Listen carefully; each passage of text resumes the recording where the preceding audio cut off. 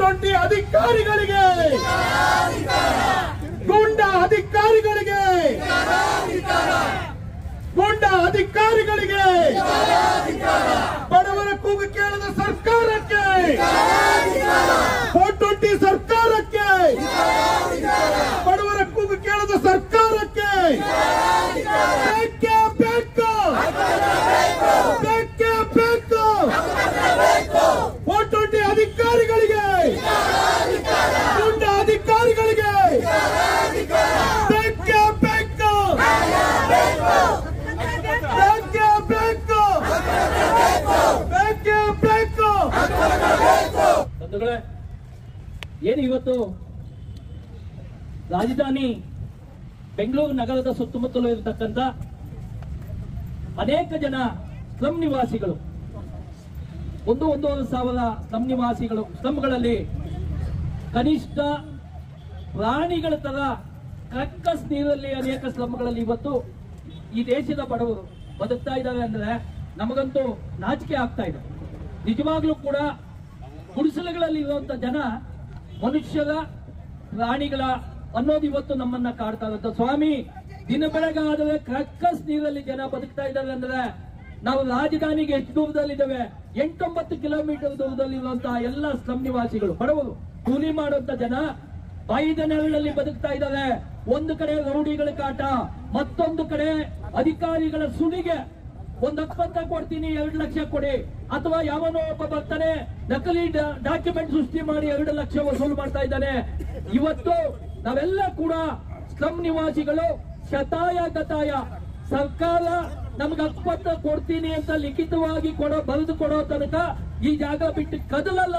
ನೀವ್ ಬೇಕಾದ್ರೆ ನಮ್ಮನ್ನ ಜೈಲಿಗೆ ಕಳಿಸಿ, ನಾವು ಜೈಲಲ್ಲಿ ಇರ್ತೇವೆ, ನಮಗೆ ಶತಾಯ ಗತಾಯ ಹಕ್ಕುಪತ್ರ ಕೊಡಬೇಕು ಅಂತ ಒಂದೇ ಒಂದು ಸಿದ್ಧಾಂತ, ಒಂದು ಮುಖ್ಯ ಉದ್ದೇಶ ಇಟ್ಕೊಂಡು ನಾವೆಲ್ಲ ಕೂಡ ಬಂದಿರುವಂತದ್ದು. ನಮ್ಮಲ್ಲಿ ಎಲ್ಲರೂ ಕೂಡ ಇವತ್ತು ಹಕ್ಕುಪತ್ರ ಕೊಟ್ಟಿಲ್ಲ ಅಂದ್ರೆ ನಾವೆಲ್ಲ ಜೈಲಿಗೆ ಹೋಗ್ತೇವೆ. ಸರ್ಕಾರ ನಮ್ಮನ್ನ ಏಕೆಂದ್ರೆ ಮೋಸ ಮಾಡ್ತಾ ಇದೆ. ನಾವು ಬಿಜೆಪಿ ಸರ್ಕಾರ ಲೂಟಿಕೋರ ಸರ್ಕಾರ, ದರೋಡೆ ಮಾಡಕ್ ಬಂದಿದೆ ಅಂತ ಇಡೀ ಕರ್ನಾಟಕದಲ್ಲಿರುವಂತಹ ಎಲ್ಲ ದಲಿತ ಸಂಘಟನೆಗಳು ಕಾಂಗ್ರೆಸ್ ಸರ್ಕಾರನ ಅಧಿಕಾರಕ್ಕೆ ತಂದಿದ್ದು.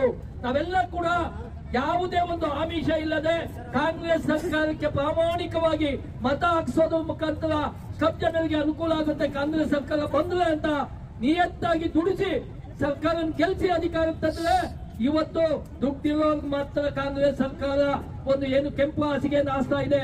ಬಡವರು ಕನಿಷ್ಠ ಕಂದಾಯ ಕಚೇರಿಗಳಿಗೆ, ಯಾವುದೇ ತಹಸೀಲ್ದಾರ್, ಅಸಿಸ್ಟೆಂಟ್ ಕಮಿಷನರ್ ಆಫೀಸ್ಗೆ ದಲಿತರ ಪ್ರವೇಶ ನಿಷೇಧ. ದುಡ್ಡಿದ್ರೆ ಮಾತ್ರ ಒಳಗಡೆ ಬನ್ನಿ, ಇಲ್ಲ ಅಂದ್ರೆ ನಿಮಗೆ ಪ್ರವೇಶ ಇಲ್ಲ ಅನ್ನೋ ಒಂದು ನಾಮಫಲಕಗಳು ಯಾರಿಗೂ ಕಾಣಿಸ್ತಾ ಇಲ್ಲ. ಇದನ್ನ ಅಳವಡಿಸ್ತಾ ಇದ್ದಾರೆ. ಈ ನೋವನ್ನ ನಮ್ಮ ಕೈಲಿ ಸಹಿಸ್ಕೊಳಕ್ ಆಗ್ತಾ ಇಲ್ಲ.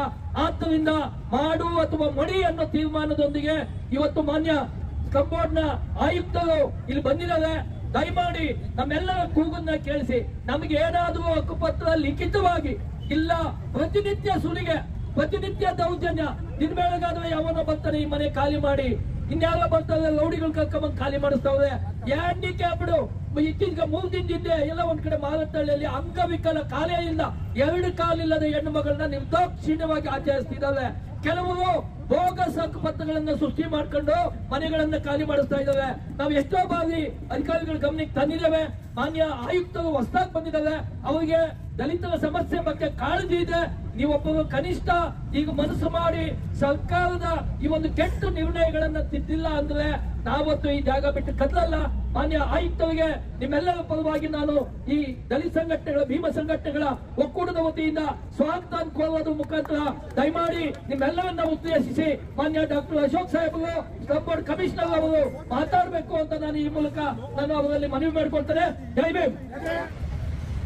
ಇದನ್ನ ಭಾರಿ ಚೆನ್ನಾಗಿ ಕೇಳಿಸ್ಕೋಬೇಕು.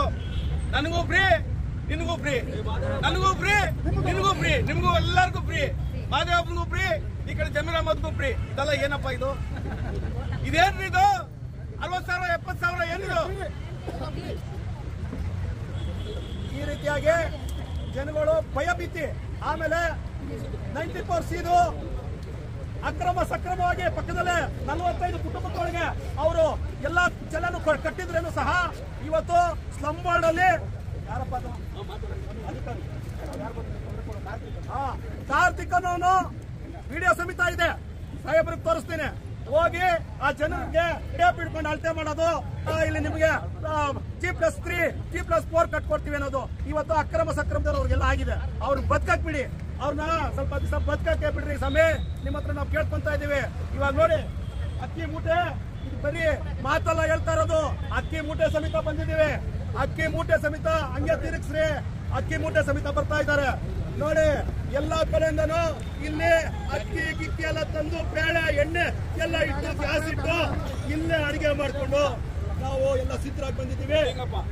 ಇವತ್ತು ನಾವು ಸುಮ್ಮನೆ ಬಂದು ಹೋಗಕ್ ಬಂದಿಲ್ಲ, ಇವತ್ತೆಲ್ಲ ತಯಾರಿಯಾಗಿ ಬಂದಿದ್ದೀವಿ. ಇಲ್ಲೇ ಅಡಿಗೆ ಮಾಡಿಸ್ತೀವಿ, ಇಲ್ಲೇ ಬೇಯಿಸ್ತೀವಿ, ಇಲ್ಲೇ ಕೂತ್ಕೊಂತೀವಿ. ನೀವು ಒಂದು 3 ತಿಂಗಳ ಕಾಲದಲ್ಲಿ ನಾನು ಸಮಯ ಕೊಡ್ತಾ ಇದ್ದೀನಿ, ಏಕದಮ್ಮು ಕೆಲಸ ಮಾಡ್ರಿ ಅಂತ ಆಗೋದಿಲ್ಲ. 3 ತಿಂಗಳ ಅವಕಾಶ ಕೊಡ್ತಾ ಇದ್ದೀವಿ.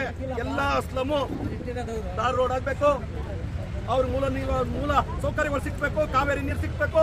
ಇರೋ ಚರಂಡಿ ಆ ಕಕ್ಕಸ್ ನೀರೆಲ್ಲ ಮನೆ ಒಳಗಡೆ ಬರ್ತಾ ಇದೆ, ಅದೆಲ್ಲ ಶುದ್ಧ ಆಗ್ಬೇಕು. ಇಲ್ಲ ಅಂತಂದ್ರೆ ಆ ಕಕ್ಕಸ್ ನೀರು ನಿಮ್ಮ ಆಫೀಸ್ ವರ್ಗೂ ಬರ್ತದೆ. ಇದು ಕಟ್ಟು ಹಾಕಿಸುವಾಗ ನಾನು ಹೇಳ್ತಾ ಇದ್ದೀನಿ. ನಿಮ್ ಮೇಲೆ ಬಂದು ಹೋಗ್ತೀವಿ, ಚಾಲೆಂಜ್ ಆಗಿ ಹೇಳ್ತಾ ಇದೀವಿ. ಅದು ನಿಮ್ಮ ಮನೆವರೆಗೂ ಬರ್ತದೆ, ನಿಮ್ಮ ಆಫೀಸ್ ವರ್ಗೂ ಬರ್ತದೆ. ನಿಮ್ ಮೇಲೆ ನಾವು ಬಂದು ಎಲ್ಲ ನಮ್ಮ ಹೆಣ್ಣು ಮಕ್ಕಳೇ ಬಂದು ಹೋಯ್ತಾರೆ. ಅದೇನ್ ಮಾಡ್ಕೊಂತೀರೋ ಚಾಲೆಂಜ್ ಆಗಿ ಹೇಳ್ತಾ ಇದ್ದೀವಿ. ಇಲ್ಲಿವರೆಗೂ ತಡೆದಿದ್ದೀವಿ, ಕಾಯ್ದಿದ್ದೀವಿ, ಇದಕ್ ಮೇಲೆ ಕಾಯೋದಿಲ್ಲ.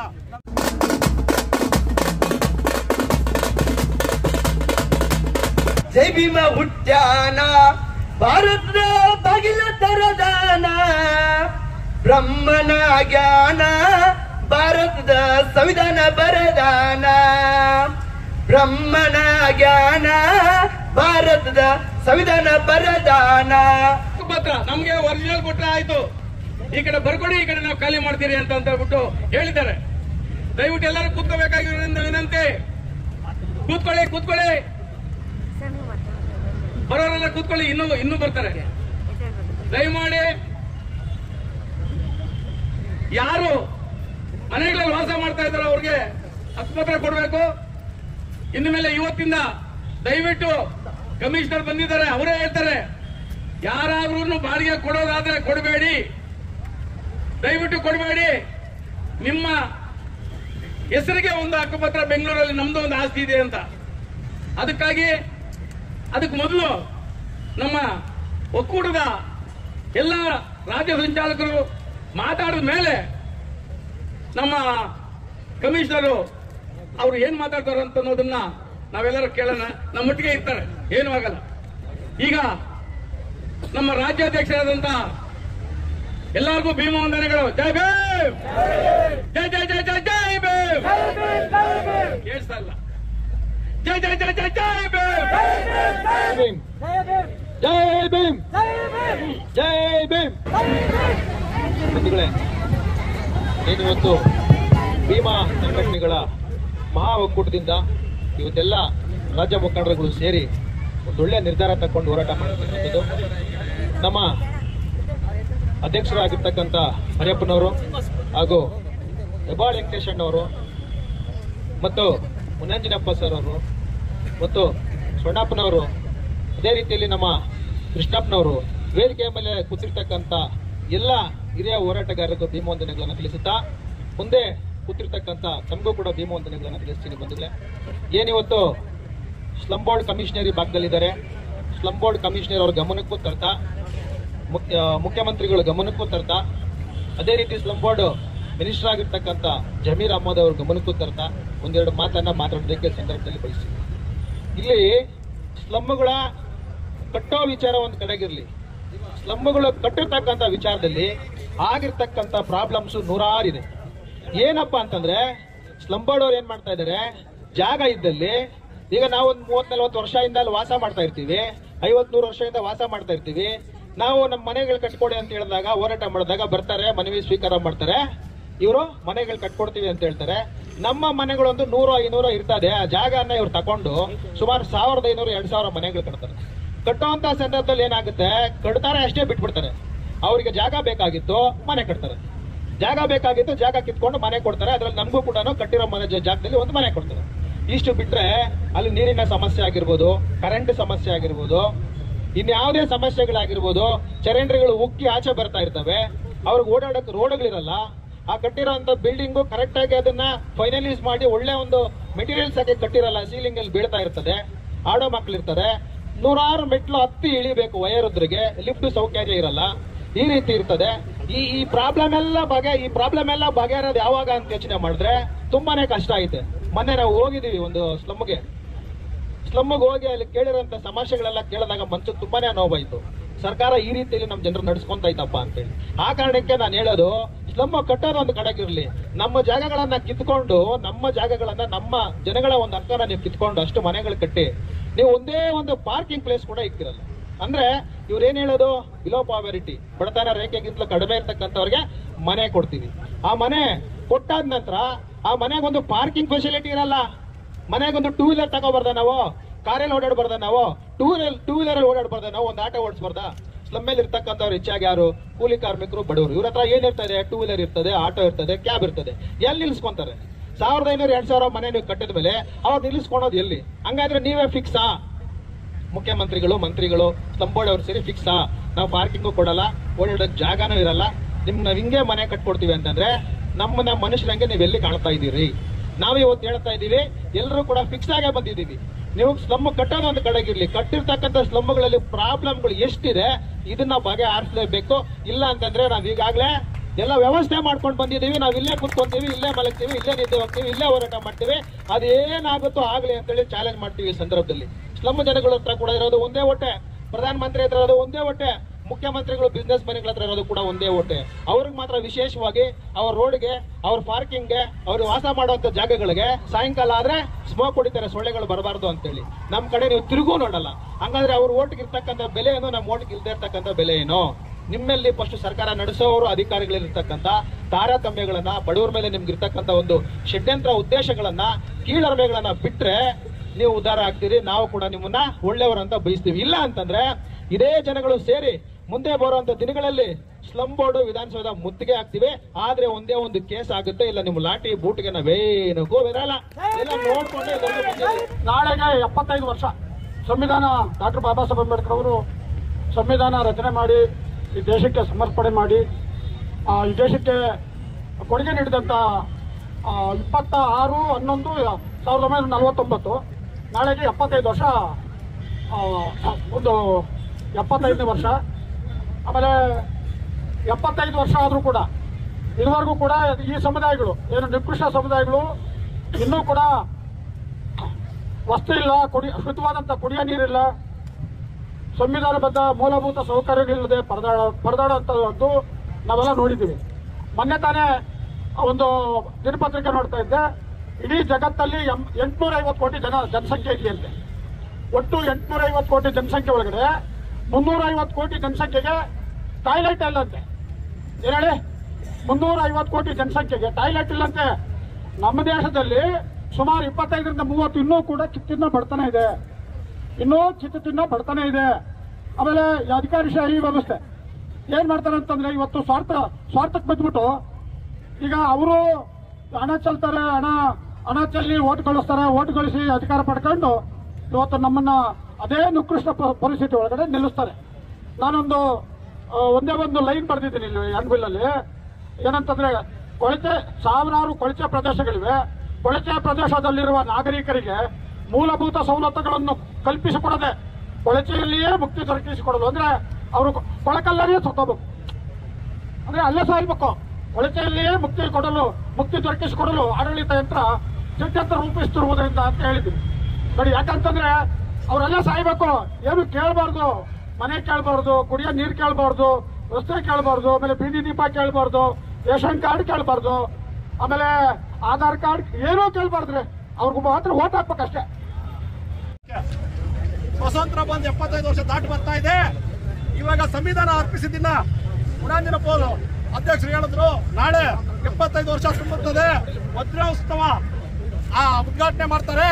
ನೋಡಿ, ಇವತ್ತು ನಾವು ಕೇಳುವಂತ ಪರಿಸ್ಥಿತಿನಲ್ಲೇ ಇದ್ದೀವಿ. ಜೈ ಭೀಮ್ ಎಲ್ಲರಿಗೂ. ಈ ವೇದಿಕೆ ಮೇಲೆ ಕುಳಿತಿರತಕ್ಕಂತ ಎಲ್ಲ ನಮ್ಮ ಸಂಘಟನೆಯ ಜವಾಬ್ದಾರಿ ಇಟ್ಟಿರೋದ ಮುಖ್ಯಸ್ಥರು, ಮತ್ತೆ ಮುಂದೆ ಕುಳಿತಿರತಕ್ಕಂತ ಎಲ್ಲ ನಮ್ಮ ಅಣ್ಣ ತಮ್ಮದರು, ಅಕ್ಕ ತಂಗಿಯರು ಬಂದಿದ್ದೀರಾ, ನಿಮ್ಗೆಲ್ಲರಿಗೂ ಜೈ ಭೀಮ್ ವಂದನೆಗಳು ಹೇಳ್ತಾ ಇದ್ದೀವಿ. ಈಗ ನಾವೆಲ್ಲ ಇಲ್ಲಿ ಬಂದಿರೋದು ಯಾರು ಸರ್ಕಾರಿ ನೌಕರರಲ್ಲ, ಎಲ್ಲ ಕೂಲಿ ಕಾರ್ಮಿಕರು, ಮನೆ ಕೆಲಸ ಮಾಡೋರು, ಬಾತ್ರೂಮ್ ತೊಳೆಯೋರು, ಏನು ಈ ತರ ನಾವು ಕಸ ಗುಡಿಸೋರು, ಈ ಕೆಲಸ ಮಾಡ್ತಾ ಬಂದ ನಾವು ಜನಾಂಗದವರೆಲ್ಲ ನಾವು ಬಂದಿರೋದು. ಯಾರು ಸರ್ಕಾರಿ ನೌಕರದಲ್ಲಿ ಕೆಲಸ ಮಾಡೋತಾರಲ್ಲ. ಆದರೆ ಸರ್ಕಾರದಲ್ಲಿ ನೌಕರ ಆಗಿಲ್ಲದು ಕೂಡ ನಮ್ಗೆ ಈ ಸ್ಲಂ ಬೋರ್ಡ್ ನಲ್ಲಿ ನಮಗೆ ತುಂಬಾ ಅನ್ಯಾಯಗಳಾಗ್ತಾ ಇದಾವೆ. ಸ್ಲಂ ಬೋರ್ಡ್ ಅಲ್ಲಿ ಯಾಕೆ ಅನ್ಯಾಯಗಳಾಗ್ತವೆ ಅಂದ್ರೆ ನಮ್ಮನ್ನು ಗಮನಕ್ಕೆ ತಗೊಳ್ಳಲ್ಲ. ಸರ್ಕಾರದಲ್ಲಿ ಆದೇಶಗಳಿದ್ರು ಸಹ ಆದೇಶನ ಪಾಲಿಸ್ತಲ್ಲ. ಆದೇಶಗಳಿದೆ, ಮಾಡ್ಬೇಕು, ಮೂಲಭೂತ ಸೌಕರ್ಯಗಳು ಕೊಡ್ಬೇಕಂತ ಆದೇಶ ಇದ್ರು ಕೂಡ ಸರ್ಕಾರ ಆದೇಶ ಮಾಡ್ತಾ ಇಲ್ಲ. ಅಧಿಕಾರಿಗಳು ಗಮನಕ್ಕೆ ತರ್ತಾ ಇಲ್ಲ. ಆ ಸೌಲಭ್ಯಗಳನ್ನು ಕೊಡ್ಬೇಕಾಗಿರೋದು ಅಧಿಕಾರಿಗಳು ಮಾಡ್ಬೇಕಾಗಿರೋದು. ಆ ಅಧಿಕಾರಿಗಳು ಸರಿಯಾಗಿ ಕೆಲಸ ಮಾಡ್ತಾ ಇರೋದ್ರಿಂದ ನಮ್ಮ ಸಮಸ್ಯೆಗಳು ಹಾಗೆ ಉಳಿದಿದ್ದಾವೆ. ಬಂಧುಗಳೇ, ಇವತ್ತಿನ ಈ ಹೋರಾಟ ಐತಿಹಾಸಿಕವಾದಂತಹ ಒಂದು ಸಂದರ್ಭದಲ್ಲಿ ಈ ಆಳುವ ಸರ್ಕಾರಗಳಿಗೆ ಎಚ್ಚರಿಕೆ ಕೊಡುವಂತಹ ಒಂದು ಕೆಲಸ ಮಾಡ್ತಾ ಇದೆ. ಎಲ್ಲ ಸಂಘಟನೆಗಳು ಇಲ್ಲಿ ಒಟ್ಟಿಗೆ ಸೇರಿರುವಂಥದ್ದು ಇದೊಂದು ಒಳ್ಳೆ ಸಂದರ್ಭ ಇದೆ. ಅವರು ಕೊಟ್ಟಂತ ವಚನನ ಮೀರಿ ಕೆಲಸ ಮಾಡ್ತಿದ್ದಾರೆ. ಅವ್ರನ್ನ ಎಚ್ಚರಿಸುವಂಥ ಒಂದು ಕೆಲಸ ಇದಾಗ್ತಿದೆ. ನಾವು ಬಾಬಾ ಸಾಹೇಬ್ ಅಂಬೇಡ್ಕರ್ ಅವರ ಹೆಸರಿನಲ್ಲಿ ಧರಣಿನ ಮಾಡ್ತಾ ಇದ್ದೀವಿ. ನಾವು ಯಾರಿಂದನೂ ಭಿಕ್ಷೆ ಕೇಳ್ತಿಲ್ಲ, ಸರ್ಕಾರದಿಂದ ಭಿಕ್ಷೆ ಕೇಳ್ತಿಲ್ಲ, ನಮ್ಮ ಹಕ್ಕನ್ನು ಕೇಳ್ತಿದ್ದೇವೆ. ಅಂಬೇಡ್ಕರ್ ಹೇಳ್ತಾರೆ, ಸಂವಿಧಾನದಲ್ಲಿ ಕೂಡ ಅದಿದೆ, ನಮಗೆ ಬೇಕಿರೋದು ಬದುಕುವ ಹಕ್ಕು ಅಂತ. ಬದುಕುವ ಹಕ್ಕನ್ನು ನಮಗೆ ಕೊಡಬೇಕು, ಎಲ್ಲರೂ ಕೊಡಬೇಕು, ಅದು ಸರ್ಕಾರದ ಜವಾಬ್ದಾರಿ ಇಲ್ಲ. ಆದ್ರೆ ಯಶವಂತಪುರ ಕ್ಷೇತ್ರದ ಉಲ್ಲಾಳ್ ಉಪನಗರ ಮತ್ತು ಅಂಬೇಡ್ಕರ್ ನಗರದಲ್ಲಿ 456 ಮನೆ ಕಟ್ತೀವಿ ಅಂತ 2017ರಲ್ಲಿ ಸ್ಟಾರ್ಟ್ ಮಾಡಿದಂತ ಮನೆ ಇವತ್ತವರೆಗೂ ಕಟ್ಟಿಲ್ಲ. ಈ ಬಡ ಜನರ ಹತ್ರ 25 ಸಾವಿರವನ್ನ ಡಿಡಿಯನ್ನ ದುಡ್ಡನ್ನ ಕಟ್ಟಿಸ್ಕೊಂಡು ಅವ್ರು ಇವತ್ತು ಬಾಡಿಗೆ ಮನೆಯಲ್ಲಿ ಕೊಳಿತಾ ಇದ್ದಾರೆ. ಪಾಪ ಅವರು ಇವತ್ತವರೆಗೂ ಕೆಲಸ ಸ್ಟಾರ್ಟ್ ಮಾಡಿಲ್ಲ. ಕೆಲವು ಅರ್ಧ ಬರ್ಧ ಕಟ್ಟಿ ನಿಲ್ಲಿಸ್ಬಿಟ್ರು, ಇನ್ ಕೆಲವು ಸಾಮಾನು ಕಳ್ತನ ಮಾಡ್ಕೊಂಡು ಹೋಗ್ಬಿಟ್ಟಿದ್ದಾರೆ ಅಂತ ಹೇಳಿ ಸಬೂಬ್ ಹೇಳ್ತಾ ಇದ್ದಾರೆ ಕಾಂಟ್ರಾಕ್ಟರು. ಇಂಥ ಒಂದು ಕೆಲಸ ನಮ್ಮ ಯಶವಂತಪುರ ಕ್ಷೇತ್ರ ಉಲ್ಲಾಳ್ ಉಪನಗರ ಅಂಬೇಡ್ಕರ್ ನಗರದಲ್ಲಿ ನಡೆದಿದೆ. ಮಾನ್ಯ ಆಯುಕ್ತರು ದಯವಿಟ್ಟು ಇದನ್ನ ಗಣನೆಗೆ ತಗೊಳ್ಬೇಕು. ದಯಮಾಡಿ ಇದು 456 ಮನೆ ಕಟ್ಟಬೇಕಾಗಿತ್ತು. ಇದುವರೆಗೂ ಅದನ್ನ ಪೂರ್ತಿ ಒಂದು ಮನೆನೂ ಕಂಪ್ಲೀಟ್ ಮಾಡಿಲ್ಲ. ಸಾಮಾನೆಲ್ಲ ಲಾಟ್ ಬಿದ್ದಿತ್ತು. ಅವ್ರ ಚೇಲಗಳು ಏನಿದ್ದಾರೆ, MLAಗಳು ಅಥವಾ ಏನ್ MP ಗಳು ಚೇಲಗಳು ಏನಿದೆ ಎಲ್ಲರೂ ಸಾಮಾನು ಕಳ್ತನ ಮಾಡ್ಕೊಂಡು ಬಡ ಜನರು ಇವತ್ತು ಬಾಡಿಗೆ ಮೇಲೆ ಇರುವಂತಹ ಪರಿಸ್ಥಿತಿ ನಿರ್ಮಾಣ ಇದೆ. ದಯಮಾಡಿ ಇದೊಂದು ಗಮನದಲ್ಲಿ ಇಟ್ಕೋಬೇಕು ಅಂತ ನಾನು ತಮ್ಮಲ್ಲಿ ಮನವಿ ಮಾಡ್ತೀನಿ. ಮಾನ್ಯ ಆಯುಕ್ತರು, ಬಂಧುಗಳೇ, ಈ ಕರೆಂಟ್ ಬಿಲ್ದು ಭಾರಿ ಹಾವಳಿ ಆಗ್ಬಿಟ್ಟಿದೆ. ನಮ್ಮ ರಾಜೇಂದ್ರ ಅವರು ಮಾತನಾಡ್ತಾ ಒಂದು ಪ್ರಸ್ತಾಪ ಮಾಡಿದ್ರು. ಬಾಬಾ ಸಾಹೇಬ್ ಅಂಬೇಡ್ಕರ್ ಅವರು ಎಲ್ಲ ಬಿಟ್ರು, ದೇಶನ್ ಬಿಡ್ಲಿಲ್ಲ. ಧರ್ಮ ಬಿಟ್ರು, ದೇಶನ್ ಬಿಡ್ಲಿಲ್ಲ. ಯಾಕೆ ಧರ್ಮ ಬಿಟ್ರು? ಈ ಧರ್ಮದಿಂದ ನನಗೆ, ನನ್ನ ಜನಾಂಗಕ್ಕೆ, ನನ್ನ ನಿಜವಾದ OBCಗಾಗ್ಬೋದು, ಮೈನಾರಿಟಿಸಿಗಾಗ್ಬೋದು ಅನ್ಯಾಯ ಆಗ್ತಾ ಇದೆ ಅಂತ ಹೇಳ್ಬಿಟ್ಟು ಧರ್ಮ ಬಿಟ್ರು. ಆದ್ರೆ ಯಾವುದೇ ಕಾರಣಕ್ಕ ನಮಗೆ ಒಂದು ಆಯುಧ ಕೊಟ್ರು, ಓಟಿನ ಆಯುಧ. ನಮಗಿರೋದು ಒಂದೇ ಹಕ್ಕು, ಪ್ರಧಾನಮಂತ್ರಿಗಿರೋದು ಒಂದೇ ಹಕ್ಕು. ಅದರಿಂದ ಈಗ ನಮ್ಮ ಮರಿಯಪ್ಪನವರು ರಾಜ್ಯಾಧ್ಯಕ್ಷರು, ಈ ಭೀಮ ಸಂಘಟನೆಗಳ ಮಹಾಒಕ್ಕೂಟದ ರಾಜ್ಯಾಧ್ಯಕ್ಷರು, ಅವರು ಮನವಿ ಪತ್ರನ ಕೊಡಬೇಕಾಗಿ ವಿನಂತಿ. ಒಂದೇ ಒಂದು ನಿಮಿಷ. ಇದು ತುಂಬಾ ಕರೆಂಟ್ದು ತುಂಬಾ ಪ್ರಾಬ್ಲಮ್ ಆಗಿದೆ ನೋಡಿ.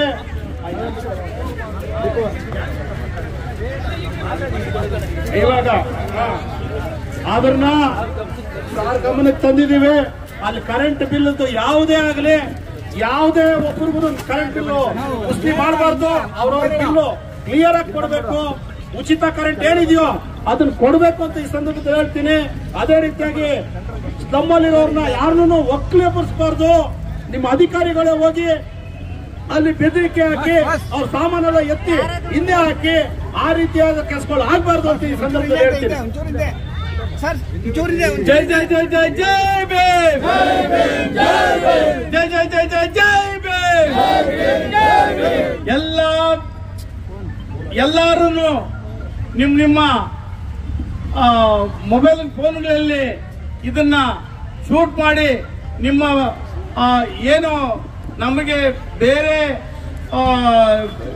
ಇದು ಏನೇನು ಮಾಧ್ಯಮಗಳ ಮೇಲೆ ನಂಬಿಕೆ ಇಲ್ಲದೆ ಇರೋದ್ರಿಂದ ನಮ್ಮ ಸೋಷಿಯಲ್ ಮೀಡಿಯಾಗಳನ್ನ ನೀವು ಉಪಯೋಗಿಸಬೇಕಂತ ಬಿಟ್ಟು ನಾನು ಈ ಮೂಲಕ ಕೇಳ್ಕೊಂತೀನಿ. ಈಗ ಮನವಿ ಪತ್ರನ ಸ್ವೀಕರಿಸಿದಂತ ಆಯುಕ್ತರು ಮಾತಾಡಬೇಕಾಗಿ. ವಿಶ್ವಜ್ಞಾನಿ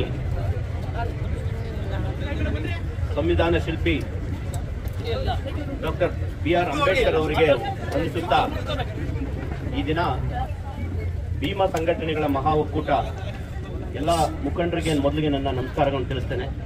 ಎಲ್ಲ ಹೆಸರುಗಳನ್ನ ತೆಗೆದುಕೊಂಡ್ರೆ ಸಮಯಾವಕಾಶ ಆಗ್ತಾ ಇರೋದ್ರಿಂದ ನಾನು ಎಲ್ಲರಿಗೂ ಮೊದಲಿಗೆ ನನ್ನ ನಮಸ್ಕಾರಗಳು.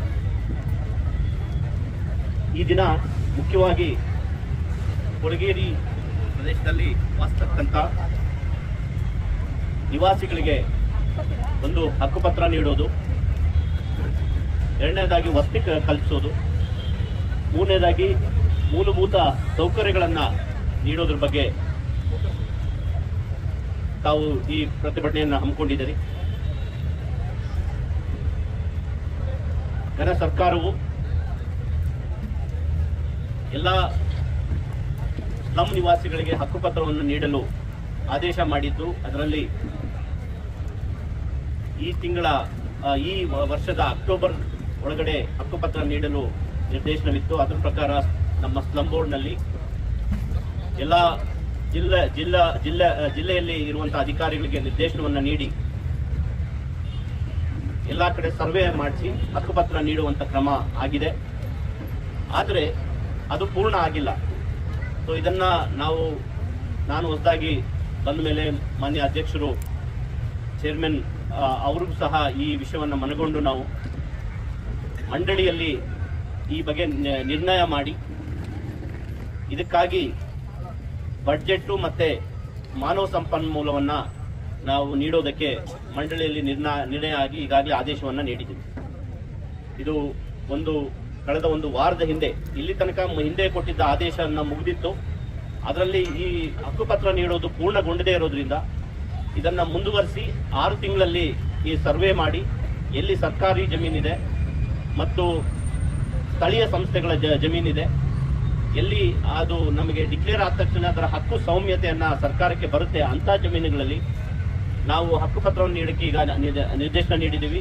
ಪ್ರತಿ ಜಿಲ್ಲೆಗೂ 3 ಟೀಮ್ ನೀಡಿದ್ದೀವಿ.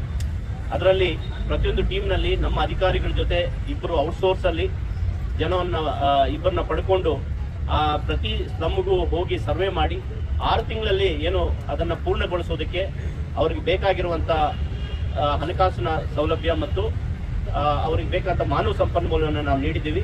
ಇದನ್ನ ಕ್ಲೋಸ್ಲಿ ನಾನೇ ಖುದ್ದಾಗಿ ಮಾನಿಟರ್ ಮಾಡಿ ಇನ್ನೊಂದು 6 ತಿಂಗಳಲ್ಲಿ ಎಲ್ಲಿ ನಮಗೆ ಹಕ್ಕುಪತ್ರ ನೀಡೋದಕ್ಕೆ ನಮ್ಮ ಹಕ್ಕು ಸೌಮ್ಯತೆ ನಮಗಿದೆ, ಅದು ಗವರ್ಮೆಂಟ್ ಲ್ಯಾಂಡ್ ಇರ್ಬೋದು ಅಥವಾ ಸ್ಥಳೀಯ ಸಂಸ್ಥೆಗಳ ಜಮೀನು ಇರ್ಬೋದು, ಅಂತದ್ರಲ್ಲಿ ನಾವು ಮಾಡ್ತೀವಿ. ಉಳಿದಂತೆ ಪ್ರೈವೇಟ್ ಸ್ಲಮ್ಸ್ ವಿಷಯ ಬಂದಾಗ ಅದನ್ನ ಕಾಯ್ದೆ ಅನುಸಾರ ಅದನ್ನ ಅಕ್ವೈರ್ ಮಾಡಿ ಅವರಿಗೆ ಕಂಪೆನ್ಸೇಷನ್ ನೀಡಿ ನಾವು ಮತ್ತೆ ಅದಕ್ಕೆ ಹಕ್ಕುಪತ್ರ ನೀಡಬೇಕಾದಂತ ಪರಿಸ್ಥಿತಿ ಇದೆ. ಸೊ ಇದಕ್ಕಾಗಿ ನಾವು ಸರ್ಕಾರಕ್ಕೆ ಈಗಾಗಲೇ ಹಿಂದೆ ಕೂಡ ಈ ಲ್ಯಾಂಡ್ ಅಕ್ವಿಷನ್ ಮಾಡಕ್ಕೆ ಪ್ರೈವೇಟ್ ಸ್ಲಮ್ಸ್ ಅಲ್ಲಿ ಏನು ವಾಸ ಮಾಡ್ತಾ ಇದ್ದಾರೆ ಅವರಿಗೆ ಹಕ್ಕುಪತ್ರ ನೀಡೋದಕ್ಕೆ ಆ ಜಮೀನನ್ನ ಭೂಸ್ವಾಧೀನ ಮಾಡಲು ಈಗಾಗಲೇ ಸರ್ಕಾರಕ್ಕೆ ಪ್ರಸ್ತಾವನೆ ಕಳಿಸಿದ್ವಿ. ಮತ್ತೊಂದು ಬಾರಿ ಅವರು ಟೋಟಲ್ ಎಷ್ಟು ಅಮೌಂಟ್ ಆಗ್ತದೆ ಅಂತ ಅದನ್ನ ಕೇಳಿದ್ರು FD ಇಂದ. ಸೊ ಅದಕ್ಕೆ ಈಗಾಗಲೇ ಏನು ಈ ಪ್ರೈವೇಟ್ ಸ್ಲಮ್ಸ್ ಇದೆ ಅದಕ್ಕೆ ಬೇಕಾಗುವಂತಹ ಹಣಕಾಸು ಎಷ್ಟು ಈ ಪ್ರೈವೇಟ್ ಸ್ಲಮ್ಸ್ ನ ಅಕ್ವೈರ್ ಮಾಡಿ ಅವರಿಗೆ ಕಂಪೆನ್ಸೇಷನ್ ನೀಡಿ ಮೂಲ ಓನರ್ಗೆ ಇವ್ರನ್ನ ಕೊಡೋದಕ್ಕೆ ಎಷ್ಟು ಹಣಕಾಸಿನ ಅವಶ್ಯಕತೆ ಇದೆ ಅಂತ ಅದನ್ನ ನಾವು ಎಸ್ಟಿಮೇಟ್ ಮಾಡಿಸ್ತಾ ಇದ್ದೀವಿ.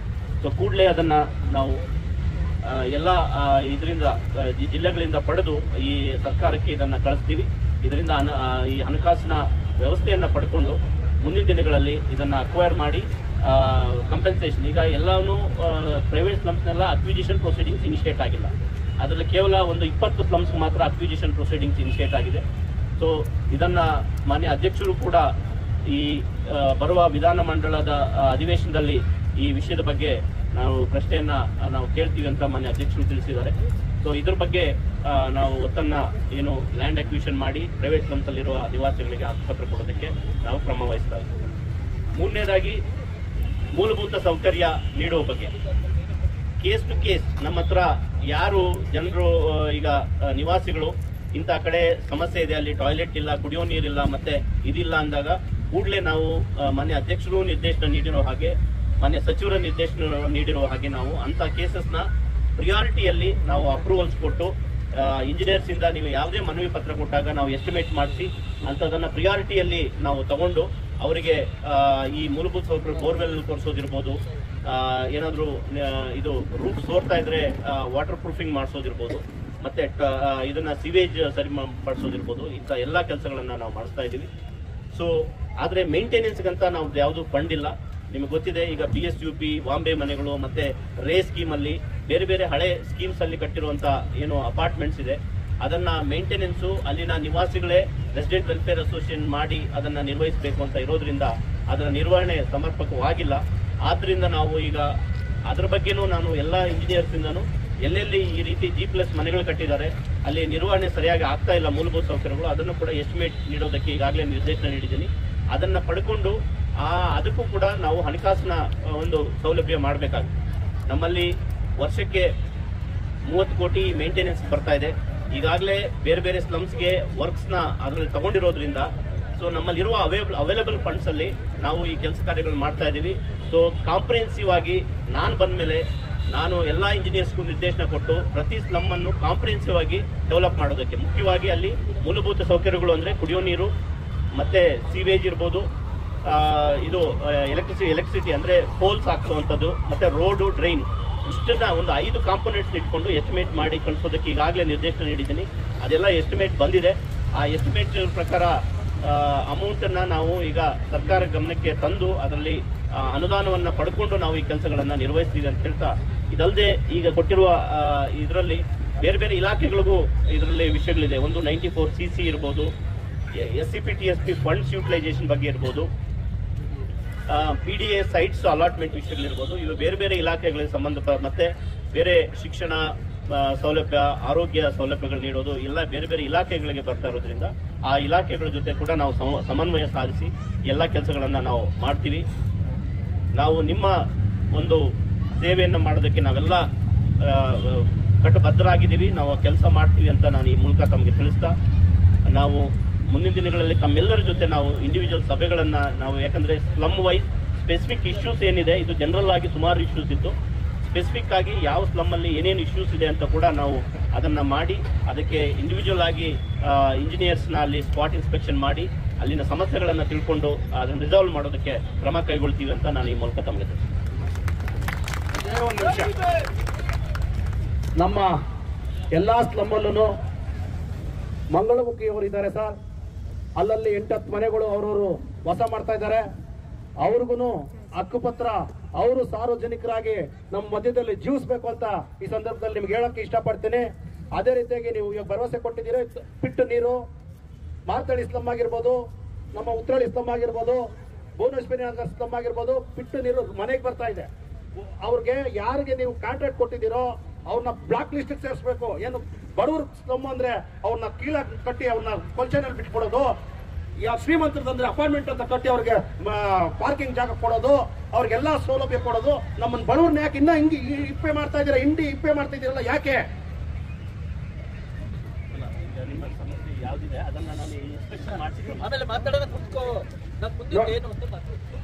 ಯಾಕೆ ಅಂದ್ರೆ ಎಲ್ಲರಿಗೂ ಬಡ ಜನನೇ ನಾವು.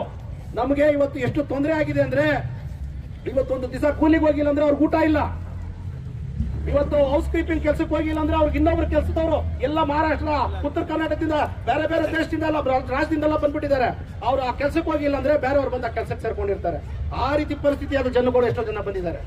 ಆದ್ರಿಂದ ಇದು ಜಮೀರ್ ಅಹಮದ್ ಅವರು ಸಚಿವರು, ವಸತಿ ಸಚಿವರು ಬಂದು ನಮಗೆ ಭರವಸೆ ಕೊಟ್ಟು ಅವ್ರ ರೇಟಿಂಗ್ ಅಲ್ಲಿ ಕೊಡ್ಬೇಕು ಅಂತ ಈ ಸಂದರ್ಭದಲ್ಲಿ ಹೇಳಕ್ಕೆ ನಾನು ಇಷ್ಟಪಡ್ತೀನಿ.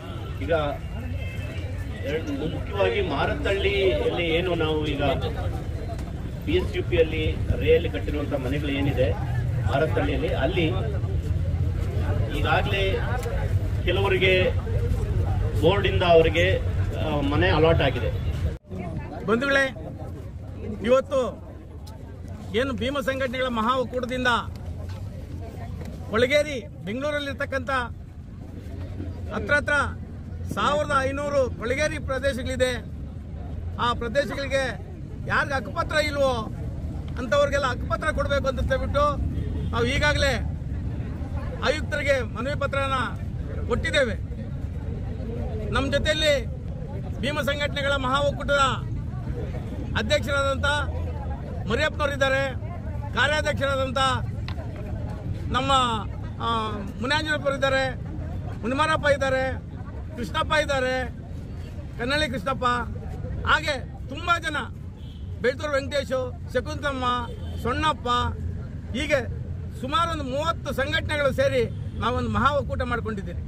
ಆದರೆ ಇವತ್ತು ನಾವು ಬೆಂಗಳೂರಲ್ಲಿ ಇರ್ತಕ್ಕಂಥ ಎಲ್ಲ ಸ್ಲಮ್ಗಳು ಹೆಸರುಗಳು ಹೇಳಕ ಅಂತೂ ಆಗಲ್ಲ.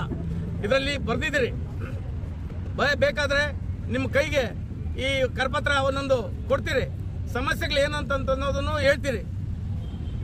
ಆದರೆ ನಾವು ಹೇಳೋದು ಬಡವರು ಬಡವರಾಗೇ ಇದ್ದಾರೆ, ಬಡವರಿಂದ ಈ ದೇಶ ಆಳ್ತಾ ಇದೆ, ಬಡವರಿಂದ ಈ ದೇಶ ಓಟ್ ಹಾಕೋದು ಇವರೇ, ಯಾರು ಸಾವುಕಾರ ಓಟ್ ಹಾಕಕ್ ಬರಲ್ಲ. ಬಾಬಾ ಸಾಹೇಬ್ ನಮಗೆ ಕೊಟ್ಟಿದ್ದಾರೆ ಒಂದು ಪವಿತ್ರವಾದ ಒಂದು ಹಕ್ಕನ್ನ ಚಲಾಯಿಸಿ ಅಂತ ಹೇಳ್ಬಿಟ್ಟು, ಅದನ್ನ ನಾವು ಈ ಕಳ್ಳರಿಗೆ ಕಾಕರಿಗೆ ಇಷ್ಟು ದಿವಸ ನಾವು ಕೊಟ್ಟಿದ್ದೀರಿ. ಇನ್ಮೇಲೆ ನಾವೇ ಒಂದು ತೀರ್ಮಾನಕ್ಕೆ ಬರ್ತೀರಿ, ನಾವು ಮಾತಾಡ್ಕೊಂಡು ನಮ್ಮ ಮುಖಂಡರುಗಳೆಲ್ಲ ಸೇರಿ. ಅದರಿಂದ ಈಗ ನಾವು ಈ ಸರ್ಕಾರಕ್ಕೆ ನಾವು ಒತ್ತಾಯ ಮಾಡೋದು ಏನಂತಂದ್ರೆ, ಕೂಡಲೇ ಬೆಂಗಳೂರಲ್ಲಿ ಇರ್ತಕ್ಕಂಥ ಕೊಳಗೇರಿ ಪ್ರದೇಶಗಳಿಗೆ ಎಲ್ಲಾ ಜನಕ್ಕೂ ಹಕ್ಕುಪತ್ರಗಳು ಕೊಡಬೇಕು, ನಾಗರಿಕ ಸೌಲಭ್ಯಗಳು ಕೊಡಬೇಕು, ರಸ್ತೆಗಳು ಕೊಡಬೇಕು, ನೀರು ಕೊಡಬೇಕು, ಕಾವೇರಿ ನೀರು ಅಲ್ಲ ರೀ. ಬೆಳಗಿಂದ ಸಂಜೆವರೆಗೂ ನಿಮ್ಮ ಗಾರ್ಡನಲ್ಲಿ ನೀರು ಓಡ್ತಾ ಇರ್ತದೆ, ನಮ್ಗೆ ಕುಡಿಯಕ್ಕೆ ನೀರು ಕೊಡು ಅಂತಂದ್ರೆ ನಿಮ್ಗೆ ಆಗಲ್ಲ ಅಂದ್ರೆ ಇಂಥ ಸರ್ಕಾರ ನಮ್ಗೆ ಬೇಕಾ ಅಂತ ನಾವು ಪ್ರಶ್ನೆ ಮಾಡ್ಕೋಬೇಕಾಗುತ್ತೆ, ನಾವು ಎದೆ ಮುಟ್ಟಿ ನೋಡ್ಕೋಬೇಕಾಗುತ್ತೆ. ಅದರಿಂದ ಇವತ್ತು ಎಲ್ಲರೂ ನಾಯಕರುಗಳೆಲ್ಲ ಬಂದಿದ್ದಾರೆ, ಹೆಣ್ಮಕ್ಳು ಬಂದಿದ್ದಾರೆ. ಹಾಗೆ ಇಷ್ಟೊತ್ತು ನಮ್ಮ ಜೊತೆಯಲ್ಲಿ ಆಯುಕ್ತರು ಕುಂತಿದ್ರು ಧರಣಿಯಲ್ಲಿ. ನಾವು ಅಮರನಾಥರ ಧರಣಿ ಇವು ಒಂದು ದಿವಸದ ಧರಣಿ ಅಲ್ಲ, ಇವತ್ತು ಸಂಜೆವರೆಗೂ ನೋಡ್ಬಿಟ್ಟು ನಾವೇನಾದ್ರೂ ಮಂತ್ರಿ ಬಂದು ಕರೆಕ್ಟ್ ಆಗಿ ನಮ್ಗೆ ಮಾಡಿ ರೈಟಿಂಗ್ ಅಲ್ಲಿ ಕೊಟ್ರೆ ನಾವಿಂದ ಎದ್ದೋಗ್ತೀರಿ ಹೊರತು ಇಲ್ಲಾಂದ್ರೆ ನಾವು ಎದ್ದೋಗಲ್ಲ ಅಂತ. ಏನಂದ್ರೆ ಬಾಡಿಗೆ ಕೊಟ್ಟಿರೋರು ತುಂಬಾ ಇದಾರೆ ಓನರ್ಸ್ಗಳು, ಅವರು ಬಂದು ಆ ತರ ಕೆಲಸಗಳು ಮಾಡ್ತಾ ಇದ್ದಾರೆ. ಇರೋರಿಗೆ ಮನೆ ಕೊಡಬೇಕು ಅಂತ ಈ ಸಂದರ್ಭದಲ್ಲಿ ನಮ್ಮ ಒಂದು ಬೇಡಿಕೆ. ಎಲ್ಲರೂ ಯಾರಿದಾರೋ ಅವ್ರಿಗೆ ಒಂದು ಹಕ್ಕುಪತ್ರ ಕೊಡಬೇಕು, ಬಾಡಿಗೆ ಕೊಡಬಾರ್ದು. ಯಾರು ಮನೆಯಲ್ಲಿ ಇರ್ತಾರೋ ಅವ್ರಿಗೆ ಸ್ವಂತ ಮಾಡ್ಕೊಡಿ ಅಂತ ನಮ್ಮ ಬೇಡಿಕೆ. ನಾವು ಈಗ ಮೇಡಮ್ ಒಂದು ಪ್ರಶ್ನೆಯನ್ನು ಕೇಳಿದ್ರು, ಏನು ಮನೆಗಳನ್ನ ಹೊಡೆದಾಕಿದ್ದಾರೆ ಅಂತ. ಈಗ ನಾನು ಅದನ್ನೇ ಹೇಳೋದು, 2021ರಲ್ಲಿ ಬಾಗ್ಮನೆ ಟೆಕ್ ಪಾರ್ಕ್ ಅಥವಾ CV ರಾಮನ್ ನಗರ ಕೃಷ್ಣಪ್ಪ ಗಾರ್ಡನ್ ಅಂತ ಅಲ್ಲಿ ಸುಮಾರು 80ಕ್ಕೂ ಹೆಚ್ಚು ಗುಡಿಸಲು ನಿವಾಸಿಗಳಿಗೆ ಅವರ ಹತ್ರ ಆಧಾರ್ ಕಾರ್ಡ್ ಇದೆ, ಚುನಾವಣಾ ಗುರ್ತಿನ ಚೀಟಿ ಇದೆ, ರೇಷನ್ ಕಾರ್ಡ್ ಇದೆ. ಈ ಎಲ್ಲವನ್ನೂ ಇದ್ದಂಥ 80 ಕುಟುಂಬಗಳಿಗೆ ಇಲ್ಲಿ ತನಕ ಮನೆ ಕೊಟ್ಟಿಲ್ಲ. ಅವರೆಲ್ಲರೂ ಕೂಡ ಈಗ ಏನು ಮಾರತ್ತಳ್ಳಿಯಲ್ಲಿ ಮಂಡಳಿ ವತಿಯಿಂದ ಸರ್ವೆ ನಂಬರ್ 33ರಲ್ಲಿ ಕಟ್ಟಿರುವಂಥ ಮನೆಗಳಲ್ಲಿ ಅವರೆಲ್ಲರೂ ಕೂಡ 80 ಜನನು ನಾವೇ ಬೀಗ ಹೊಡೆದು ಆ ಮನೆಗಳಲ್ಲಿ ವಾಸ ಮಾಡೋದಕ್ಕೆ ಅವತ್ತಿಂದನೂ ಕೂಡ ನಮ್ಮ ಜನ ಅಲ್ಲಿ ವಾಸ ಮಾಡ್ತಾ ಇದ್ದಾರೆ. ಈ ನಿಟ್ಟಲ್ಲಿ ನಾವು ಪ್ರತಿಯೊಬ್ಬನೂ ಕೂಡ ಯಾವುದೇ ಒಬ್ಬ ಬಡವನ ಮನೆ ಖಾಲಿ ಮಾಡಿಸಿದ್ರೆ ಅವನಿಗೆ ಬದಲಿ ವ್ಯವಸ್ಥೆ ಮಾಡಬೇಕು ಅಂತ ನಾವು ಸರ್ಕಾರದ ಮೇಲೆ ಸತತವಾಗಿ ಹೋರಾಟ ಮಾಡ್ಕೊಂಡೇ ಬಂದಿದ್ದೇವೆ. ಅನೇಕ ಹೋರಾಟಗಳನ್ನ ನಾವು ಪೂರ್ವಕವಾಗಿ ಮಾಡಿದ್ದೇವೆ. ನಾವು ಯಾವ ಬಡವನಿಗೂ ಕೂಡ ಅನ್ಯಾಯ ಆಗಬಾರದು ಅನ್ನೋದು ನಮ್ಮ ಬೇಡಿಕೆ. ಅದ್ರ ಜೊತೆಯಲ್ಲಿ ಇವತ್ತು ಏನಾಗ್ತಾ ಇದೆ ಅಂದ್ರೆ, ಸ್ಲಮ್ ನಿವಾಸಿಗಳು ಅಂದ್ರೆ ಗುಡಿಸಲಲ್ಲಿ ವಾಸ ಮಾಡುವಂತ ಜನ ಕಾವೇರಿ ನೀರು ಕುಡಿಬಾರ್ದ, 200 ಲಕ್ಷದಲ್ಲಿ ನೀರು ಕೊಡ್ತೀವಿ ಅಂತ ಹೇಳ್ತಾ ಇದ್ದಾವಲ್ಲ. ನಾವೇನು ನಿಮ್ಮ ಲಂಚದ ಹಣದಲ್ಲಿ ಭಾಗ ಕೇಳ್ತಾ ಇಲ್ಲ. ಕನಿಷ್ಠ ನಾವು ಈ ದೇಶದ ಪ್ರಜೆ ಇಲ್ಲಿ ವಾಸ ಮಾಡ್ತಾ ಇದ್ದೇನೆ, ನನಗೆ ಕುಡಿಯ ಕಾವೇರಿ ನೀರು ಕೊಡಕ್ಕೆ ನಿಮ್ಗೆ ಕಾಯಿಲೆ ಅಂತ ಕೇಳ್ತಾ ಇರೋದು. ನಾವು ಮನುಷ್ಯರು ದಿನ ಬೆಳಗಾದ್ರೆ ಕಕ್ಕಸ್ ನೀರಲ್ಲಿ ಜನ ವಾಸ ಮಾಡ್ತಾ ಇದ್ದಾವೆ. ಬೆಳಿಗ್ಗೆ ಎದ್ರೆ ನೀರು ತುಳ್ಕೊಂಡು ಓಡಾಡ್ಬೇಕು, ನೀವು ಮಾತ್ರ ಸೋಪ್ ಹಾಕಿ ಸ್ಯಾನಿಟೈಸ್ ಮಾಡ್ಕೊಂಡು ಓಡಾಡ್ತಾ ಇದೀವಲ್ಲ, ಜನ ಮನುಷ್ಯರಲ್ವಾ? ನಿಮ್ ಕಣ್ಣಿಗೆ ಅವ್ರು ಮನುಷ್ಯರ ತರ ಕಾಣ್ತಾ ಇಲ್ವಾ? ಅವ್ರು ಕಾವೇರಿ ನೀರು ಯಾಕೆ ಕೊಡಬಾರ್ದು? ದಿನ ಬೆಳಗಾದ್ರೆ ಶೌಚಾಲಯಗಳು ತುಂಬಿ ತುಳುಕ್ತಾ ಇವೆ. ನಾವೆಲ್ಲಿ ನಾವು ಕರ್ನಾಟಕದ ಗಡಿ ಭಾಗದಲ್ಲಿಲ್ಲ, ಬೆಂಗಳೂರಿನ ವಿಧಾನಸೌಧದಿಂದ ಕೂಗಳತೆ ದೂರದಲ್ಲಿರುವಂತ ಜನರ ಸಮಸ್ಯೆ ನೀವು ಬಗೆಹರಿಸಕ್ಕಾಗಿಲ್ಲ ಅಂದ್ರೆ ಇವತ್ತು ಬಿಜೆಪಿ ಸರ್ಕಾರ ಲೂಟಿ ಮಾಡ್ಕೊಂಡು ಕೊಳ್ಳೆ ಹೊಡ್ಕೊಂಡು ಹೊಟ್ಟೋಯ್ತು. ನಿಮ್ಮನ್ನು ಅದೇ ತರ ಜನ ಕಳಿಸ್ತಾರೆ ಮನೆಗೆ. ನೀವು ಎಚ್ಚೆತ್ಕೋಬೇಕು. ಕನಿಷ್ಠ ಇವತ್ತೇನು ಚನ್ನಪಟ್ಟಣ ಚುನಾವಣೆಯಲ್ಲಿ ನೀವು ಗೆದ್ದಿದ್ದೀರಿ, ಆ ಮರ್ಯಾದೆ ನೀವು ಉಳಿಸ್ಕೋಬೇಕು. ಜನರು ನಿಮ್ಮನ್ನ ಇನ್ನ ಒಂದ್ ಸ್ವಲ್ಪ ದಿವಸ ಇವರು ಬುದ್ಧಿ ಕಲಿತಾರೆ ಅನ್ನೋ ಉದ್ದೇಶಕ್ಕೆ ನಿಮ್ಗೆ ಓಟ್ ಹಾಕಿ ಚೇರಲ್ಲಿ ಕುಂಡಿಸಿದ್ದಾರೆ. ಕನಿಷ್ಠ ನೋಡಿ, ನಾವೀಗ ಹೇಳಕ್ ಬಂದಿರುವಂತದ್ದು, ಸ್ವಾಮಿ 24 ಜನ ಗುಲ್ಬರ್ಗಾದಲ್ಲಿ ಕಂಡಕ್ಟರ್ಗೆ ಬೆಂಗಳೂರಲ್ಲಿ ಸ್ಲಮ್ ಬೋರ್ಡ್ ಮನೆ ಬೇಕಾ? ಅವನು ವಾಸನೆ ಇಲ್ಲ. 2 ಡ್ರೈವರ್ ಕಂಡಕ್ಟರ್ಗಳು ಗುಲ್ಬರ್ಗದಿಂದ ಬಂದು ಬೆಂಗಳೂರಲ್ಲಿ ಮನೆ ತಗೊಂಡಿದ್ದಾರೆ. ಕರ್ನಾಟಕ ಸರ್ಕಾರಕ್ಕೆ ಡಾಕ್ಯುಮೆಂಟ್ ಇಟ್ಕೊಂಡು ಕೇಳ್ತಾ, ಆಧಾರ್ ಕಾರ್ಡ್ ಇದೆ, ಎಲೆಕ್ಷನ್ ಕಾರ್ಡ್ ಇದೆ, ರೇಷನ್ ಕಾರ್ಡ್ ಇದೆ. ಆ ಜನಕ್ಕೆ ನಾವು ನಿಮಗೆ ಮನೆ ಕೊಡಿ ಅಂತ ಕೇಳಿದ್ರೆ ಕಣ್ ಕಾಣಲ್ಲ. ಗುಲ್ಬರ್ಗಾದಲ್ಲಿ ಇರುವಂತ ಕಂಡಕ್ಟರ್, ಇನ್ನೆಲ್ಲೋ ಇರುವಂತ ಡ್ರೈವರ್ಗೆ ಮನೆ ಕೊಡಕ್ ನಿಮ್ ದುಡ್ಡು ಎಷ್ಟು ಲಕ್ಷ ತಗೊಂಡ್ರಿ? ಈ ಮೊದಲಿದ್ದಂತ ಅಧಿಕಾರಿಗಳು ಇವತ್ತು ಸ್ತಂಭದಲ್ಲಿ ನಡೀತಾ ಇರೋದಿದೆ. 2 ಲಕ್ಷ ಕೊಟ್ಟರೆ ನಿಮ್ಗೆ ಮನೆ ಸಿಗುತ್ತೆ. ಒಬ್ಬ ಚನ್ನಸಂದ್ರದಲ್ಲಿ ಶ್ರೀನಿವಾಸ್ ಅಂತಿದ್ದಾನೆ, ಚನ್ನಸಂದ್ರದಲ್ಲಿ 4 ಮನೆ ಮಾರಿದ್ದಾನೆ. 1 ಮನೆಗೆ ಅವನಿಗೆ ಹಕ್ಕುಪತ್ರ ಬಂದಿದೆ. ಈಗ ಮಾರತ್ತಳ್ಳಿಯಲ್ಲಿ ಬಂದು 3 ಮನೆ ಮಾರಾಟ ಮಾಡಿ 1 ಮನೆಯನ್ನ ಯಾರಿಗೂ ಅವನು ಬೇಕಾದನ್ನು ಕೊಡಿಸಿದ್ದಾನೆ. ಇದು ನಡೀತಾ ಇರೋದು. ಅಷ್ಟೇ ಅಲ್ಲ, ಪೊಲೀಸ್ ಠಾಣೆಗಳು ಸತ್ತೋಗಿವೆ. HL ಪೊಲೀಸ್ ಠಾಣೆಯಲ್ಲಿ 3 ಹೊಯ್ಸಳ ವ್ಯಾನ್ ಕರ್ಕೊಂಡ್ಬಂದು ಕೂಲಿ ಮಾಡೋ ಬಡವರು ಕೆಲ್ಸಕ್ಕೆ ಹೋಗಿರುವಂತ ಸಂದರ್ಭದಲ್ಲಿ 10 ಮನೆಗೆ ಬೀಗ ಹೊಡಿತಾನೆ ಅಂದ್ರೆ ನಮ್ಮ ಪೊಲೀಸ್ ವ್ಯವಸ್ಥೆ ಎಷ್ಟು ಚೆನ್ನಾಗಿದೆ, ಬಡವರ ಪದ ಎಷ್ಟು ಕಾಳಜಿ ಇದೆ ಅಂತ ನಾವು ಯೋಚನೆ ಮಾಡಬೇಕಾಗಿದೆ. 10 ಮನೆಗೆ ಒಂದೇ ದಿವಸ ಬೀಗ ಹೊಡೆದವನೇ. ನಾವು ರಾತ್ರಿ 9 ಗಂಟೆಯಲ್ಲಿ HL ಪೊಲೀಸ್ ಸ್ಟೇಷನ್ ಮುಂದೆ ಧರಣಿ ಮಾಡಿದೀವಿ. ಸ್ವಾಮಿ ಕಣ್ಣು ಕಾಣಲ್ವಾ? ಆಮೇಲೆ ಇನ್ಯಾವನ ಬರ್ತಾನೆ ನಕಲಿ ಹಂಚಿಕೆ ಪತ್ರ ಅಂತ ಅಂದ್ಬಿಟ್ಟು ಮನೆ ಖಾಲಿ ಮಾಡಿಸ್ತಾನೆ. ಅದರಲ್ಲಿ ಇಂಜಿನಿಯರ್ ಸಹಿನೇ ಇಲ್ಲ.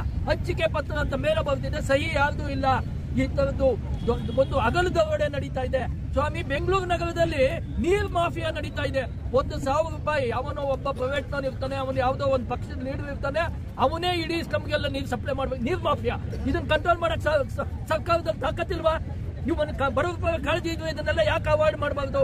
ಈ ತರದ್ದು ದಿನ ಬೆಳಗಾದ್ರೆ ಬಡವರು ಶೋಷಣೆ ನಡೀತಾ ಇದೆ. ದಿನ ಬೆಳಗಾದ್ರೆ ಬಡವರು ರಕ್ತ ಕುಡಿತಾ ಇದಾವೆ.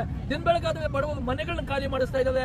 ಪೊಲೀಸ್ನವರಂತೂ ಯಾರು ದುಡ್ಡು ಕೊಟ್ಟು ಅವ್ರ ಕೆಲಸ ಮಾಡ್ತಾ ಇದಾರೆ. ನಾವು ದುಡ್ಡು ಇಲ್ಲದೆ ಪೊಲೀಸ್ ಸ್ಟೇಷನ್ ಒಳಗಡೆ ಹೋಗಂಗಿಲ್ಲ. ತಿರುಗಿ ಮಾತಾಡಿದ್ರೆ ದಲಿತನೇ ಗೃಹ ಮಂತ್ರಿ ಅಂತ ಹೇಳ್ತಾರೆ. ಇಂಥ ಅಪ್ರಯೋಜಕರು ಇರುವಂತ ಸರ್ಕಾರದಲ್ಲಿ ಬಡವರಿಗೆ ನ್ಯಾಯ ಸಿಗುತ್ತಾ? ನಾವು ಕೇಳೋದಿಷ್ಟೇ, ಇಲ್ಲಿ ಶತಾಯ ಗತಾಯ ನಾವು ವಾಸ ಮಾಡೋ ಮನೆಗೆ ಹಕ್ಕುಪತ್ರ ಕೊಡಬೇಕು. ಎಲ್ಲೋ ಬಾಡಿಗೆ ಕೊಟ್ಟಿವಿ ನೋಡಿ. ಈಗ ನೋಡಿ, ಬಂಗಾರಪ್ಪನವರು ಈ ರಾಜ್ಯದ ಮುಖ್ಯಮಂತ್ರಿ ಆಗಿದ್ದಾಗ ಆಶ್ರಯ ಯೋಜನೆ ಅಂತಂದ್ರು. ಆ ಯೋಜನೆ ಯಾಕೆ ರದ್ದಾಯ್ತು ಅಂದ್ರೆ ಬರೀ ಅವ್ರ ಚೇಲಾಗಳಿಗೆ ಬಾಲಾಗಳಿಗೆ ಎಷ್ಟು ಬಾಡಿಗೆ ಅವ್ರಿಗೆ ಬರ್ತಾ ಇರ್ತದೆ ಅಂತವ್ರಿಗೆ ಕಾಂಗ್ರೆಸ್ನವರು ಆಶ್ರಯ ಯೋಜನೆ ಮನೆ ಕೊಟ್ಟರು. ಈಗ ನಡೀತಾ ಇರೋದು ಕಂಬಾಡು ಮನೆಗಳಲ್ಲೂ ಅದೇ. ಏನು MLA ಚೇಲಾಗಳು ಯಾವ ಇರ್ತದೆ, ಕೆಲವರು ಉಳ್ಳೋವಾಗೇನೆ ಮನೆಗಳು ಸಿಗ್ತವೆ. ಅವನೇನ್ ಮಾಡ್ತಾರೆ, ಅಲ್ಲಿ ಬಂದು ವಾಸ ಮಾಡಲ್ಲ, ಬಾಡಿಗೆ ಕೊಟ್ಬಿಟ್ಟು ಇನ್ನೆಲ್ಲೋ ಇರ್ತಾನೆ. ನಾವು ಕೇಳೋದಿಷ್ಟೇ, ಯಾವನು ಸ್ಲಮ್ ಅಲ್ಲಿ ವಾಸ ಮಾಡ್ತಾನೆ ಅಂತ ಮನೆ ಕೊಡಿ. ಅದನ್ನ ಬಿಟ್ಬಿಟ್ಟು ಯಾವನಿಗೋ ಬಾಡಿಗೆ ಕೊಡೋದಲ್ಲ. ದಯವಿಟ್ಟು ಇದನ್ನ ಶತಾಯಗತಾಯ ನಿಲ್ಲಿಸಬೇಕು. ನಾವು ಇವತ್ತು ಒಂದಿನದ ಧರಣಿಗಲ್ಲ, ನಮ್ಮ ಬೇಡಿಕೆಗಳು ಈಡೇರೋ ತನಕ. ನೋಡಿ, ಈಗ ಉತ್ತರಹಳ್ಳಿಯಲ್ಲಿ 30 ರಿಂದ 40 ಸಾವಿರ ಬಿಲ್ ಕೊಟ್ಟಿದ್ದಾವೆ, ಇಲ್ಲಾಂದ್ರೆ ನಿಮ್ಮ ಮನೆ ಕರೆಂಟ್ ಕಟ್ ಮಾಡ್ತೀವಿ. ಈ ತರದ್ದು ಅನೇಕ ಸಮಸ್ಯೆಗಳಿವೆ, ಅವನ್ನೆಲ್ಲ ಬಗೆಹರಿಸಬೇಕು ಅಂತ ಇಲ್ಲಿ ಕೂತಿದ್ದೇವೆ. ಕನಿಷ್ಠ ಇಷ್ಟು ದಿನ ಎಲ್ಲ ನೆಟ್ಪರ ಸಂಘಟನೆ ಅಂದ್ರೆ ರೋಲ್ ಕಾಲು ATM ಸಂಘಟನೆಗಳು ಅಂತ ಹೇಳ್ತಿದ್ವಲ್ಲ, ನಾವು ಇದನ್ನ ಯಾಕೆಂದ್ರೆ ನಾವು ನನ್ನ ಜೀವನದಲ್ಲಿ 40 ವರ್ಷದ ಹೋರಾಟದಲ್ಲಿ ಒಂದೇ ಒಂದು ಕಪ್ಪು ಚುಕ್ಕೆ ತಗೊಂಡಿಲ್ಲ. ನಾನು ದಲಿತ ಸಂಘಟನೆ ಪರ ಹೋರಾಟ ಮಾಡೋದು. ನನಗೆ ಇವತ್ತು 75 ವರ್ಷ, ಒಂದೇ ಒಂದು ಕಪ್ಪು ಚುಕ್ಕೆ ಇವತ್ತಿಗೆ ಯಾವ ಸ್ತಂಭಲ್ಲೂ ಮರಿಯಪ್ಪ 10,000 ತಿಂದವನೇ ಅಂತ ಯಾವನಾದ್ರೂ ಹೇಳ್ಬಿಟ್ರೆ ನಾನು ಇವತ್ತೇ ವಿಷ ಕುಡಿದು ಸಾಯ್ತೇನೆ. ಆ ತರದ ಪ್ರಾಮಾಣಿಕವಾಗಿ ನಾವು ಜನರ ಪರ ಹೋರಾಟ ಮಾಡ್ಕೊಂಡ್ ಬಂದವ್ರನ್ನ ರೋಲ್ ಕಾಲು ATM ಈ ತರದಲ್ಲೇ ಹೇಳಿದ್ರೆ ನಮ್ಗೆ ಎಷ್ಟು ನೋವಾಗುತ್ತೆ. ನಾನು ಕನಿಷ್ಠ 20 ಸ್ತಂಭಗಳಲ್ಲಿ ಕೆಲಸ ಮಾಡಿದ್ದೇನೆ. 20 ಸ್ತಂಭಗಳು ನೀವು ಶ್ಯಾಮನೂರು ಶಿವಶಂಕರಪ್ಪ ಊಡಿಗಳನ್ನ ಇಟ್ಕೊಂಡಿದ್ದ ನಾವೆಲ್ಲ ಒಂದಷ್ಟು ಜನ ಪ್ರಗತಿ ಪರ ಚಿಂತಕರು ಹೋಗಿ ಜಾಲಹಳ್ಳಿ ಪೊಲೀಸ್ ಸ್ಟೇಷನ್ ಮುಂದೆ ಧರಣಿ ಮಾಡೋದ್ರ ಮುಖಾಂತರ ಜನಕ್ಕೆ 48 ಮನೆಯನ್ನು ರೋಡ್ಗಳು ಬಿಟ್ಟು ಹೊಡೆಸಾಕಿ ಆ ಜನಗಳಿಂದಾನೇ ದುಡ್ಡು ಕೊಟ್ಬಿಟ್ಟು ಮನೆ ಕಿತ್ತಾಕ್ಸ್ತಿದ್ದ. ಅಂತವನ್ನೆಲ್ಲ ಫೇಸ್ ಮಾಡಿ ಆಗೆಲ್ಲ ನಾವೇನು ರೋಲ್ ಕಾಲ್ ಮಾಡಿ ಯಾವತ್ತ ಅದು 1 ರೂಪಾಯಿ ತಗೊಂಡಿದೀವಿ ಅಂತ ಸ್ತಂಭದಲ್ಲಿ ಬಂದು ನಮ್ಮ ಮುಂದೆ ಹೇಳಿ ನೋಡೋಣ. ಈ ತರದ್ದು ಪ್ರಾಮಾಣಿಕವಾಗಿ ಬಾಬಾ ಸಾಹೇಬ್ ಹೆಸರು ಹೇಳ್ಕೊಂಡು ನಾವು ಬದುಕ್ತಾ ಇದ್ದೇವೆ, ನಿಯತ್ತ ಜನರ ಪರ ಕೆಲಸ ಮಾಡ್ತಾ ಇದ್ದೇವೆ ಅಂತ ಹೇಳಕ್ ನಾನು ಸಂಘಟನೆಗಳ ಮಹಾ ಒಕ್ಕೂಟದ ವತಿಯಿಂದ ಇವತ್ತು ಸ್ಲಮ್ ಜನರಿಗೆ ಪತ್ರ ಕೊಡಬೇಕು, ಸಂವಿಧಾನಬದ್ಧ ನಾಗರಿಕ ಸವಲತ್ತುಗಳನ್ನ ಒದಗಿಸ್ಕೊಡ್ಬೇಕು.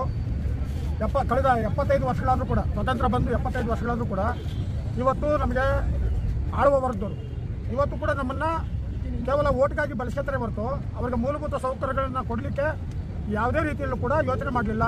ಆ ಕಾರಣಕ್ಕೋಸ್ಕರ ಹಿಂದೆ ಏನು ಆಡಳಿತದಿತ್ತು BJP ಸರ್ಕಾರ, ಅವರು ಜನವಿರೋಧಿ ಸರ್ಕಾರ ಆಗಿತ್ತು, ಕೋಮುವಾದಿ ಸರ್ಕಾರ ಆಗಿತ್ತು ಅಂತ ಹೇಳಿ ನಾವೆಲ್ಲರೂ ಕೂಡ ಮೇ 13, 2023ರಂದು ನಾವೆಲ್ಲರೂ ಕೂಡ ಹೊಸ ಸರ್ಕಾರ ರಚನೆ ಮಾಡಬೇಕು.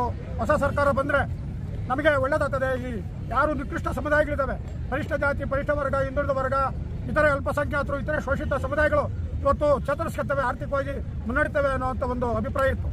ಈ ಅಭಿಪ್ರಾಯವನ್ನು ಇನ್ನೂ ಕೂಡ ಕಳೆದ 1.5 ವರ್ಷ ಆಯಿತು ಸರ್ಕಾರ ಬಂದು, ಇದುವರೆಗೂ ಕೂಡ ಬಡವರ ಪರವಾಗಿ ಸರ್ಕಾರ ಯೋಚನೆ ಮಾಡಲಿಲ್ಲ, ಸ್ಲಮ್ ಪರವಾಗಿ ಯೋಚನೆ ಮಾಡಲಿಲ್ಲ.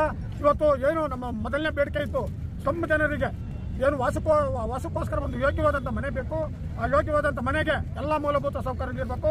ಅದ್ರ ಜೊತೆಗೆ ಯಾರು ವಾಸ ಮಾಡ್ತಾರೆ ಆ ಯಜಮಾನರ ಹೆಸರಿನಲ್ಲಿ ಒಂದು ಹಕ್ಕುಪತ್ರ ಇರಬೇಕು ಅನ್ನೋಂಥದ್ದು ಒಂದು ವಿಚಾರ ಈ ಸರ್ಕಾರಕ್ಕೆ ಮನೆ ಮುಟ್ಟಲೇ ಇಲ್ಲ. ಆ ಕಾರಣಕ್ಕಾಗಿ ಇವತ್ತು ಎಲ್ಲ 30 ಸಂಘಟನೆಗಳ ಒಕ್ಕೂಟದೊಂದಿಗೆ ಇವತ್ತು ಭೀಮಾ ಸಂಘಟನೆಗಳ ಮಹಾ ಒಕ್ಕೂಟ ರಚನೆ ಮಾಡಿಕೊಂಡು ಇವತ್ತು ಈ ಅನಿರ್ದಿಷ್ಟವಾಗಿ ಧರಣಿ ಮಾಡ್ತಾ ಇದ್ದೀವಿ. ಇವತ್ತು ಏನು ಸ್ಲಮ್ ಆಯುಕ್ತರು, ಪಂಚಾಯತ್ ನಿರ್ಮೂಲನಾ ಮಂಡಳಿಯ ಆಯುಕ್ತರು ಇಲ್ಲಿ ಬಂದು ಮನವಿಯನ್ನು ಸ್ವೀಕಾರ ಮಾಡಿದ್ದಾರೆ. ಮನವಿ ಸ್ವೀಕಾರದ ಜೊತೆಗೆ ವಸತಿ ಸಚಿವರ ಜೊತೆಗೆ ನಾವು ಒಂದು ಸಭೆ ಕರಿತೀವಿ.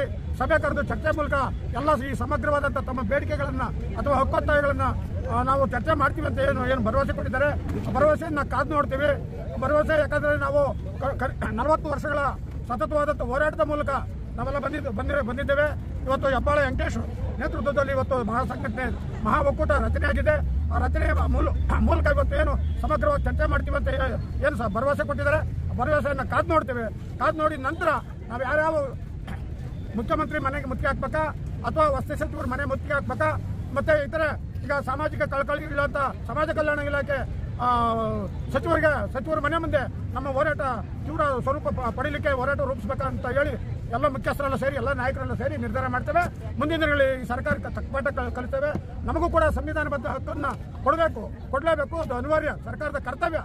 ಯಾಕಂದ್ರೆ 75 ವರ್ಷಗಳ ಸಂವಿಧಾನದ ನಾಳೆಗೆ ದಿನಾಂಕ 26/11/2024ಕ್ಕೆ 75 ವರ್ಷಗಳ ಸಂವಿಧಾನ ದಿನಾಚರಣೆ ಮಾಡ್ತಾ ಇರೋ ಸಂದರ್ಭದಲ್ಲಿ ನಮ್ಮ ಬೇಡಿಕೆ ಬಹಳ ಕನಿಷ್ಠವಾದದ್ದು. ಈ ಕನಿಷ್ಠ ಬೇಡಿಕೆಯನ್ನು ನೀವು ಸರ್ಕಾರ ಕೂಡಲೇ ಎಚ್ಚೆತ್ತು ಗಮನ ಹರಿಸಿ, ನೀವು 75 ಕಡೆ ಗಮನ ಕೊಡಲಿಲ್ಲ ಅಂತ ಹೇಳಿದ್ರೆ ನಾವು ಉಗ್ರವಾದಂಥ ಹೋರಾಟ ರೂಪಿಸಬೇಕಾದಂತ ಈ ಮೂಲಕ ಮಹಾ ಒಕ್ಕೂಟ ಎಚ್ಚರಿಕೆ ನೀಡ್ತದೆ. ಮನಿ ಆಂಜನಪ್ಪ, ಕಾರ್ಯಾಧ್ಯಕ್ಷರು, ಭೀಮಾ ಸಂಘಟನೆಗಳ ಮಹಾ ಒಕ್ಕೂಟ.